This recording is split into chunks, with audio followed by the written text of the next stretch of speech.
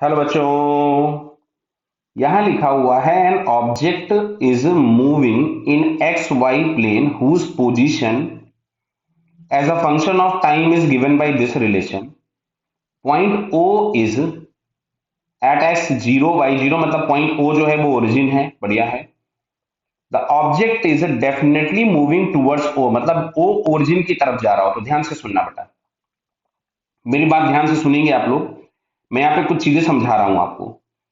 जैसे मान लो यहां कहीं पे आपके पास ये x दिया गया है, ये y दिया गया है। अच्छा, ये होता हमारे पास r वेक्टर, और अगर हमारे पास वेलोसिटी वेक्टर कुछ ऐसा होता, ध्यान से सुनना, इस तरह से। तो v वेक्टर अगर हम लोगों के पास इधर होता तो v का एक कंपोनेंट इसको दूर ले जाता। समझ में आ रहा है ना? यहाँ पे कुछ v डैश आ जाता और यहाँ पे कुछ v डबल डैश आ जाता। तो v का एक कंपोनेंट इस r की लेंथ को बढ़ाएगा, मतलब particle is moving away from the origin. और यहाँ पे अगर हम देखें तो v और r के बीच में जो एंगल थीटा है, इट इज लेस देन 90, बराबर। अच्छा, दूसरा केस देखते हैं हम लोग यहाँ से कि मान लो x दिया है और ये y दिया है, और ये हमारे पास पोजीशन वेक्टर दिया गया था r। अगर वेलोसिटी वेक्टर इसके परपेंडिकुलर हो जाता, हम लोगों ने कभी सर्कुलर मोशन नाम की चीज पढ़ी होगी, जहां पे v और r वेक्टर परपेंडिकुलर होते हैं तो पार्टिकल का सेंटर से डिस्टेंस हमेशा कांस्टेंट हो जाता है। तो थीटा इज इक्वल टू, अगर 90 होता तो distance from the origin constant हो जाता।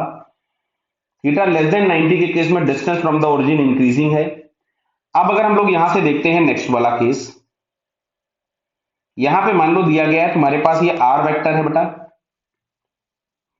और अगर v वेक्टर कहीं इधर होता ऐसा, तो समझ में आ रहा है v का जो ये वाला कंपोनेंट होता इस डायरेक्शन में, जो जिसको हम कुछ लिखते हैं v डैश, ये v डैश क्या करता, पार्टिकल को ओरिजिन की तरफ लाता, और ये वाला जो v डबल डैश होता है ये इसको घुमाता, बराबर है। तो इस केस में जहां पे थीटा ग्रेटर देन 90 हो गया, दिख रहा है ना थीटा कौन सा बनेगा? तो किन्हीं भी दो वेक्टर्स के बीच में एंगल करेक्ट तब बनता है जब हम दोनों की टेल ज्वाइन कर देते हैं।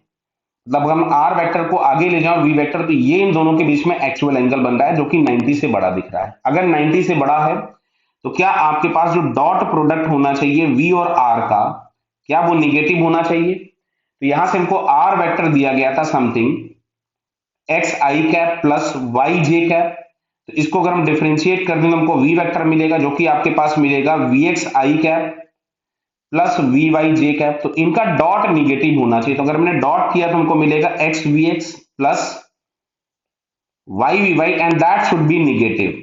That should be negative. समझ में आ रहा होगा? थर्ड वाला केस हमारी रिक्वायरमेंट है। हमसे बोला गया था कि particle must move towards the origin, definitely move towards the origin. तो ओरिजिन की तरफ जाने के लिए हमारे पास X we x plus why we Y should be negative. तो ये हम लोगों को यहाँ पे थर्ड वाले ऑप्शन में दिखता है। बेटा तीनों केसेस समझ में आए होंगे शायद, क्लियर? तो this is the basic fundamental of kinematics, clear? So यहाँ पे हम लोगों को थर्ड वाला आंसर करेक्ट दिखेगा। ओके बेटा, ऑल द बेस्ट।